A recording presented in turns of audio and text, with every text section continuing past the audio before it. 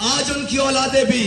ان کو پتا ہے انگریز کے ان غلاموں کو، ان انگریز کے ان جناب چاپلوسوں کو، ان انگریز کے نوکروں اور چاکروں کو پتا ہے کہ اگر یہ حقیقی وارث جن کے بڑوں نے اس خطے پر 1000 سال حکومت کی ہے، جن کو حکومت کرنے کا پتا ہے، جن کو حکومت کرنے کا ڈھنگ آتا ہے، جن کو پتا ہے کہ غیروں سے بات کس رویے اور کس زبان میں کی جاتی ہے، ان کو پتا ہے اگر پاکستان کے تخت پر حضور کے دین کا پرچم لے کر یہ بابا جی کے متوالے آ گئے تو پھر یہاں کسی کی چل نہیں سکتی۔ اس لیے آئے روز دن بدن ایک نئی ریشہ دوانیاں گھڑتے ہیں، کہتے ہیں جی یہ جماعت انتہا پسند ہے۔ میں نے کہا یہ جماعت انتہا پسند نہیں ہے، یہ جماعت غیرت مند ہے،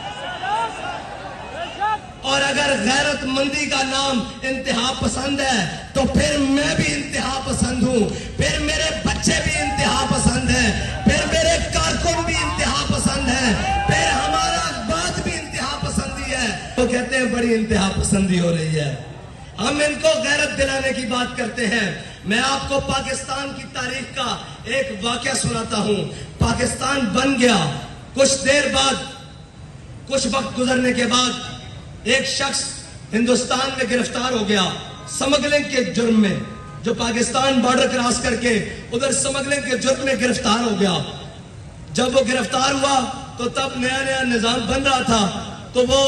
مقامی حکومت نے اس کو کہا ہندوستان کی کہ یار اس کو آج کی رات اپنے گھر میں بیڑیاں شیڑیاں ڈال کے رکھو، تو صبح پھر اس کو جو ٹوٹی پھوٹی وہاں سسٹم چل رہا ہے مجسٹریٹ کے سامنے پیش کریں گے۔ جب اس شخص کو رات میں رکھا گیا نا تو اس نے اپنی بیوی کو کہا چلے اس کو کھانا پینا دے دینا، جو بھی اس کا سامان ضرورت ہے، کپڑے شپڑے اس کو دو، صاحب ظاہر ہے یہ مجرم تو ہے لیکن ہمارا قیدی ہے۔ جب وہ خاتون، وہ سکھ آدمی کا گھر تھا، وہ سکھ شخص کا گھر تھا، وہ خاتون جب کھانا لے کر اس شخص کے سامنے آئی نا تو وہ کہنے لگی کہ تمہیں ہم نے پاکستان سمگلنگ کرنے کے لیے بنا کر دیا تھا۔